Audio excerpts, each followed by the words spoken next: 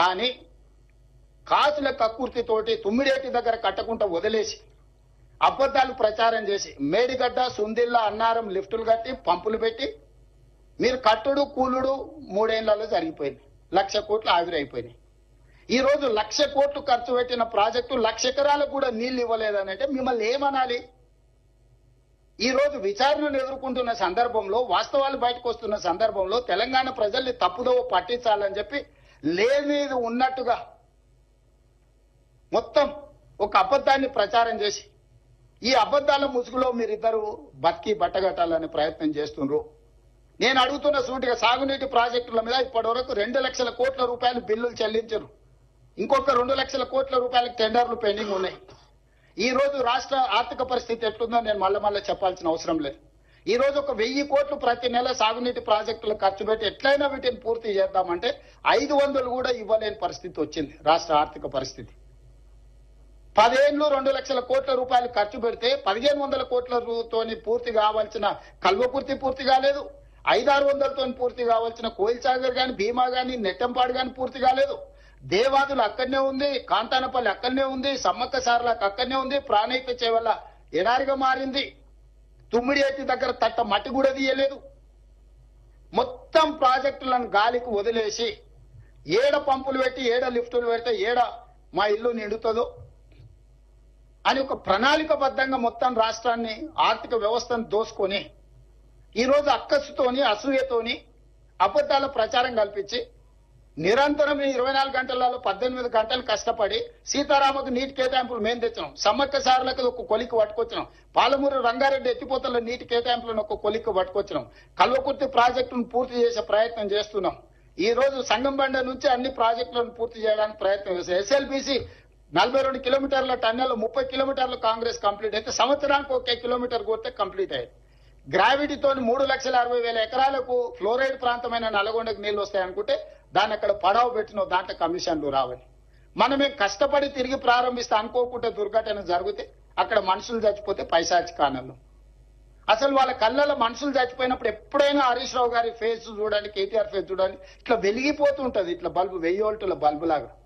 ఎక్కడైనా మనిషికి బాధ ఉంటది. మన మనుషులం రోడ్డు మీద కాకి చచ్చిపోయి కనిపిస్తే కూడా అరే మా కాకి చచ్చిపోయింది కదా అని ఒక నిమిషం అన్న మనం సానుభూతి చూపిస్తాం.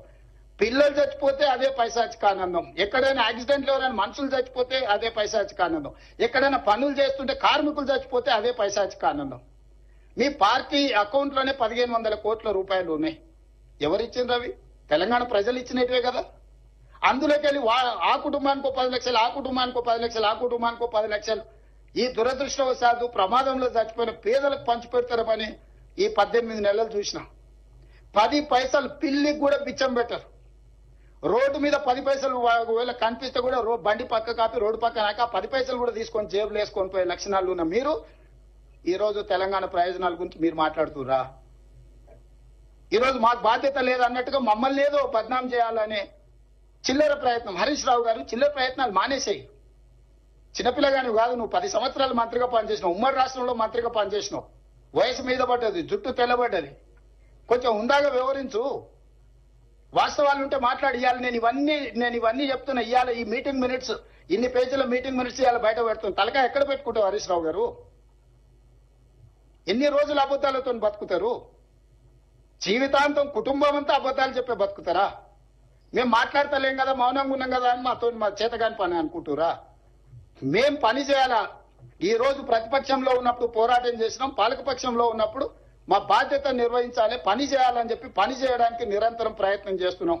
మేము ఎప్పుడు ఢిల్లీకి వెళ్ళినా ఢిల్లీలో ఏముందా మాకు? ఢిల్లీ కేంద్ర ప్రభుత్వానికి కొన్ని సబ్జెక్ట్స్ ఉంటాయి, రాష్ట్ర ప్రభుత్వానికి కొన్ని సబ్జెక్ట్స్ ఉంటాయి, కేంద్ర రాష్ట్ర ప్రభుత్వాలకు కొన్ని సబ్జెక్ట్స్ ఉంటాయి. కేంద్ర ప్రభుత్వం నుంచి అనుమతులు తెచ్చుకోవాలంటే పొయ్యి కలవకుంటే అనుమతులు ఎట్లకెళ్ళి వస్తాయి? మేము డెట్ రీస్ట్రక్చర్ చేసుకోవాలి. నువ్వు అడ్డగోలుగా 11% అప్పులు తెచ్చినాం, దాన్ని 7% తగ్గించాలంటే కేంద్ర మంత్రిని కలవాల్సిన అవసరం లేదా? ఎన్విరాన్మెంటల్ ఇష్యూస్ లో రోడ్లు, చిన్న రోడ్లు కూడా ఫారెస్ట్ ఏరియాలో 10 ఏళ్ల నుంచి రోడ్లు ఆగిపోయినాయి. ఎన్విరాన్మెంట్ మినిస్టర్ని కలవకుంటే అనుమతులు వస్తే ఈ రోజు రీజనల్ రింగ్ రోడ్ మనం నిర్మించుకోవాలనుకుంటున్నా, ఆ మంత్రిని సర్ఫేస్ మినిస్టర్ని కలవకుంటే అనుమతులు వస్తే ఈ రోజు మెట్రో అనుమతి తెచ్చుకోవాలనుకుంటున్నాం, ప్రధానమంత్రిని కలవకుంటే మెట్రో అనుమతి వస్తుందా? ఈ రోజు మూసి ప్రక్షాళన చేసుకోవాలనుకుంటున్నాం, దానికి సంబంధించిన అనుమతులు నిధులు తెచ్చుకోవాలంటే ఎవరిని కలవాలి? నువ్వు ఇవన్నీ ఇస్తావా చెప్పు. రోజు ఆడికే వస్తాం, ఎర్రవల్లి ఫామ్ హౌస్ కి వచ్చి కూర్చుంటాం, కూర్చేసుకొని కూర్చుంటాం. వంతుల వారిగా నేను ఉత్తమైన డ్యూటీ చేస్తాం, ఒకరి తర్వాత ఒకరం. అన్ని మీరే ఎట్లాగ ఉన్నాయి కదా. 10 పైసలు మిత్తికి ఇవ్వండి, 50,000 కోట్లు ఏమవుతుంది? సంపాదించింది ఇద్దరు బాబామర్దలు అనుకుంటే ఒక 50,000 కోట్లు ఒక లెక్కనా? బాండ్స్ రాసిస్తాం రాష్ట్ర ప్రభుత్వం నుంచి. 10 పైసలు మిత్తికి ఇవ్వండి, ఏడు దాచుకుంటారు. దాచిపెట్టుకుని టెన్షన్తో బీపీ షుగర్లు లో బీపీ వచ్చేసి హాస్పిటల్ వాడాల్సి వస్తుంది. దాచుకుని ఎవరు దొంగ ఎత్తుకుపోతాడు అని. ఎందుకు వస్తున్నాయి లో బీపీ షుగర్లు? అడ్డగోలుగా సంపాదించి అవి ఎవడొచ్చి పట్టుకుంటాడు అని టెన్షన్తో వస్తున్నాయి. ఇట్లాంటి నీచమైన మనస్తత్వం ఉన్న ప్రతిపక్ష నాయకులు ఉండడం దురదృష్టకరము. ఈ రోజు సమావేశం ఏర్పాటు చేస్తే దామోదరరావు రాడు, సురేష్ రెడ్డి రాడు, పాపం అమాయకుడు గాయత్రి రవిని పంపించాం. ఏం చెప్తాం ఆయనను? పాపం ఆయన బాధలు ఆయనే మాట్లాడితే ఒక రాసి కాగితం రాసి పంపించారు, ఇదే చదువు అని. అది చదివినాక మాట్లాడితే ఆయనకి ఏం తెలుస్తలేదు. ఇక లేదు వాకౌట్ అన్నాడు. మనం వాకౌట్ల కోసం సమావేశం విలువలే కదా, మాట్లాడుకోనికే పిలిచినాం, సూచన తీసుకోనికే పిలిచినాం. కాగితం రాసి ఇచ్చి పాపం లీడర్ వస్తాడు అనుకున్నాం, లీడర్ను పంపించారు. వచ్చి మొత్తం చూసి మొత్తం చదువుతున్నాడు. ఆయన కూడా సహచర పార్లమెంట్ సభ్యుడు, రెండోసారి రాజ్యసభకు వచ్చిండు, ప్రజాప్రతినిధిగా అతన్ని గౌరవించాలని అతను చెప్పినంత విన్నాం. నేను కొన్ని విషయాలు ప్రస్తావించడం మొదలు పెట్టగానే అసలు రంగు బయటపడదు అనగానే ఇక నేను లేచి వెళ్ళిపోతున్నా సార్, నేను ఉంటే ఉన్న ఉద్యోగం ముడతాను లేచి వెళ్ళిపోయాను. పాపం ఏం చేస్తాం, ఇది పరిస్థితి. అందుకే మీడియా మిత్రులారా, మీరు కూడా అబద్ధాలు చెప్పేటోళ్ళకి అంత ప్రచారం కల్పించకండి. మీరు కూడా పరోక్షంగా ఇట్లాంటి అబద్ధాలను ప్రోత్సహించినట్టుగా మారుతున్న పరిస్థితి. దయచేసి ఈ రోజు ఉన్న పరిస్థితిని మీరు అర్థం చేసుకోండి. మాకు ఏమి దాపరికం లేదు. ఇందులో తెలంగాణ రాష్ట్ర ప్రయోజనాలే మా ఆలోచన. తెలంగాణ రాష్ట్ర ప్రయోజనాల కోసం ఎవరినైనా కలుస్తాం, ఎవరితోనైనా కొట్లాడతాం. ఇందులో ఎలాంటి శశపిషలు లేవు. సామభేద దాన దండోపాయాలల్లా మొదటి అంకంలో ఉన్నాం. గోదావరి రివర్ మేనేజ్మెంట్ బోర్డును కలిసి ఫిర్యాదు చేసినాం, జలశక్తి మినిస్టర్ గారిని కలిసి ఫిర్యాదు చేసినాం, ఎన్విరాన్మెంట్ మినిస్టర్ కు లెటర్ రాసినాం, ఫినాన్స్ మినిస్టర్ కు లెటర్ రాసినాం. రేపు అవసరమైతే ప్రధానమంత్రిని కలుస్తాం, అందరినీ కలుస్తాం. ఈ అందరినీ కలిసిన తర్వాత కూడా తెలంగాణ ప్రజలకు న్యాయం జరగకపోతే న్యాయస్థానాలు ఉండనే ఉన్నాయి. ముందే డైరెక్ట్ న్యాయస్థానానికి పోతే న్యాయస్థానం అంటే సంబంధిత సంస్థలకు మీరు ఫిర్యాదు చేసిండ్రు అంటే, చేయలేదంటే ఏమంటారు? మీరు సంబంధిత సంస్థలకు ఫిర్యాదు చేయకుండా, వాళ్ళకి చర్యలు తీసుకునే అవకాశం ఇవ్వకుండా, మీ సమస్య ఏందో వాళ్ళకి వివరించకుండా కోర్టుకి ఎందుకు వచ్చినా మళ్ళీ ఆడికెళ్ళని పంపిస్తారు. ఇది ఏమంటారు ఫండమెంటల్స్. నువ్వు అప్రాపరేట్ ఫోరంలా ఫిర్యాదులు చేసి నీ బాధ చెప్పుకోకుండా, నువ్వు అంశాలను వివరించకుండా కోర్టు దగ్గరికి వెళ్తే కోర్టు వినదు. తిరిగి మళ్ళీ వాళ్ళ దగ్గరికి వెళ్ళి ఫిర్యాదు చేయి. నీ ఫిర్యాదు మీద వాళ్ళు చర్యలు తీసుకున్నప్పుడు నీకు ఏదైనా బాధ ఉంటే నువ్వు అప్పుడు కోర్టుకు రా అని చెప్తుంది. అందుకే ఈరోజు తెలంగాణ రాష్ట్ర ప్రభుత్వం అన్ని ప్రక్రియలు, రాజకీయ పార్టీలను సంప్రదిస్తున్నాము, ప్రజాప్రతినిధులను సంప్రదిస్తున్నాము, సంబంధిత రాజ్యాంగబద్ధమైన సంస్థలకు ఫిర్యాదులు చేస్తున్నాము, మేము కేసు బిల్ చేస్తున్నాం. రేపు ఇవన్నీ ప్రయత్నాలు చేసినా మా తెలంగాణ ప్రయోజనాలకు భంగం కలుగుతుంది. కేంద్ర ప్రభుత్వం, ఆంధ్రప్రదేశ్ ప్రభుత్వం తెలంగాణ ప్రజల ప్రయోజనాలను ఫనంగా పెట్టి గోదావరి జలాలను రాయలసీమ పెన్నా బేసిన్ కి తరలిస్తున్నారు. ఇది మాకు తీరని అన్యాయము అని చెప్పి కోర్టుకు వెళ్ళినప్పుడు మనకి న్యాయం జరుగుతుంది. ఈ రోజు అందుకే చంద్రబాబు నాయుడు గారికి నేను సూచన చేస్తున్నా, మీరు పక్క రాష్ట్ర ముఖ్యమంత్రి, కేంద్రంలో మీకు పలుపాడి ఉండొచ్చు, మోడీ గారు మీరు ఏం చెప్తే అది వినొచ్చు. అంత మాత్రాన మీ ప్రాజెక్టులకు అన్ని అనుమతులు వస్తాయని మీరు అనుకుంటే అది భ్రమ. అట్లాంటి వాటికి అవకాశం లేదు. తెలంగాణ రాష్ట్ర ప్రజలకు ప్రయోజనాలు కాపాడుకోవడానికి అవసరమైన ప్రణాళిక, వ్యూహరచన స్పష్టంగా ఉన్నది. మేము ఈ రోజు వివిధ రాజ్యాంగబద్ధమైన సంస్థలకు మేము ఫిర్యాదులు చేస్తున్నాము. రాజ్యాంగబద్ధమైన సంస్థలు మా హక్కులను కాపాడడానికి, మా హక్కులను మాకు అందించడానికి ముందుకు వస్తే సరే, లేకపోతే న్యాయస్థానానికి వెళ్తాం. అక్కడ కూడా జరగకపోతే ప్రజల దగ్గర పోతాము. అంతిమ నిర్ణేతలు ప్రజల దగ్గర కూడా వెళ్తాము. ఈ రోజు నేను వారికి రెండో సూచన చేస్తున్నా. ఈ రోజు 3,000 టీఎంసీల మిగులు జలాలు గోదావరిలో ఉన్నాయి అని మీరు నమ్మితే, చంద్రశేఖరరావు చెప్పిందని కాదు, చంద్రబాబు నాయుడు గారు నమ్మినప్పుడు గోదావరి బేసిన్ మీద తెలంగాణకు 968 టీఎంసీల నీటి కేటాయింపులు ఉన్నాయి. 518 టీఎంసీలు ఆంధ్రప్రదేశ్ కుంటే 968 టీఎంసీలు తెలంగాణకు అలొకేషన్ ఉన్నది ఉమ్మడి రాష్ట్రంలోనే.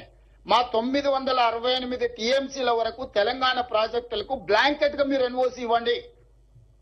మా తెలంగాణ ప్రాజెక్టులకు 968 టీఎంసీలకు వాడుకోవడానికి సంపూర్ణమైన అనుమతులు వచ్చిన తర్వాత మేము ఆ ప్రాజెక్టులు కట్టుకున్నాక ఇంకా నీళ్లు కిందికి పోతే అది వరద. పైన మా సమ్మక్క సారక్క అడ్డం పెడతారు, మా సీతారామకు అడ్డం పెడతారు, మా కాళేశ్వరం అడ్డం పెడతారు. గోదావరి బేసిన్ మీద మేము కట్టుకునే ప్రతి ప్రాజెక్టుకు ఆంధ్రప్రదేశ్ అభ్యంతరం పెట్టి ఆ ప్రాజెక్టుల అనుమతులు రాకుండా ఆలస్యం చేసి ఇగో మిగులు జలాలు ఉన్నాయన్నాడు. మిగులు జలాలు ఎట్లున్నాయి? కేసీఆర్ దరిద్రం వల్ల, ఆకలి వల్ల, కేసీఆర్ తెలంగాణకు చేసిన ద్రోహం వల్ల నీళ్లు నీకు వరదొస్తున్నాయి. ఏందయా ద్రోహం? మేడిగడ్డ కూలిపోయింది, సుందీలు అక్కడికి రాలే. ఇక అన్నారం గురించి నేను చెప్పాల్సిన పని లేదు. అవే చక్కగా ఉంటే ఆ నీళ్లు మేము ఎత్తిపోసుకుని ఉంటే నీకు వస్తుండేనో రాకుంటుండేనో లెక్క తెలుస్తుండే. ఇవాళ వాళ్ళ ధనదాహం వల్ల, వాళ్ళ దోపిడీ వల్ల మేడిగడ్డ కుప్ప కూలింది. ఏమైతుందా, ఒకటి ఓ పిల్లర్ గుంగిపోతే ఏమైతుంది, ప్రాజెక్ట్ అంత ఉంది కదా అంటారు. హరీష్ రావు గారు, నీ గుండెకాయ ఊడబీక్తే నీకు తెలుస్తా. మొత్తం బాడెంత 6 అడుగులు ఉన్నావు, గుండెవి తీసి పక్కకు పెట్టు, నువ్వు ఉంటావో లేదో చూద్దాం. ప్రాణహిత చేవెళ్ల గోదావరి జలాల మీద మేడిగడ్డ అనేది గుండెకాయే. ఆ గుండెనే లేకున్న తర్వాత మిగతా బాడీ ఉందని చెప్పుకోవడానికి తప్ప సున్నా కూడా ప్రయోజనం లేదు. ఇవాళ అన్నిటికంటే కింది నుంచి లిఫ్ట్ చేయాల్సింది, అక్కడి నుంచి మేడిగడ్డ నుంచి నీళ్లు ఎత్తి అన్నారంలో పోయాలి, అన్నారంలో పోసిన నీళ్లు సుందిలలో పోయాలి, సుందిలలో పోసిన నీళ్లు మిడిమానేరు, అక్కడి నుంచి శ్రీపాద ఎల్లంపల్లి, అక్కడి నుంచి ఎస్ఆర్ఎస్పి, అక్కడి నుంచి మిగతా ప్రాంతాలకు నీటిని తరలించాలి. అసలు కానీ పిసలు అయిపోయింది అని అంటే, అసలు పిసలుగా అంటారు ఉర్దూలో. అసలు పిసలుగా బాయ్, आपको समझ में नहीं आ रहा, जान पूछ के बोल रहे या बिना ऐसी बोल रहे.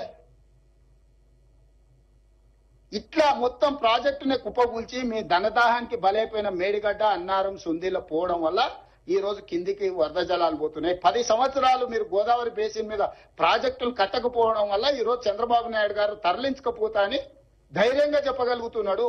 10 సంవత్సరాలు కృష్ణా బేసిన్ మీద మీరు ఏ ఒక్క ప్రాజెక్టు పూర్తి చేయకపోవడం వల్ల నువ్వు సంతకాలు పెట్టి తెలంగాణను మోసం చేసినావు. 811 టీఎంసీ నికర జలాలు అన్నాడు ఉమ్మడి ఆంధ్రప్రదేశ్ కి కేటాయింపులు జరిగితే నువ్వే 2015లో పోయి సంతకాలు పెట్టినావు. మా తెలంగాణకు 299 టీఎంసీ చాలు, మీరు 512 టీఎంసీలు తీసుకెళ్లమని. పోనీ అదే అనుకుందాం,